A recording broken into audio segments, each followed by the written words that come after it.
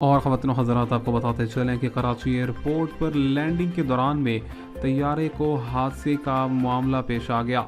आपको बताते चलें कि बारिश के बायस जहां पर कराची एयरपोर्ट पर तैयारों की फिसलन के खदशात ज़ाहिर किए गए थे, वहीं पर एक तैयारा कराची एयरपोर्ट पर लैंडिंग के दौरान बड़े हादसे से बाल बाल बच गया।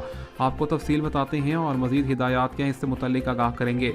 देखने वालों से गुजारिश है अभी चैनल को सब्सक्राइब करें और साथ में घंटी के बटन पर लाजमी क्लिक करें।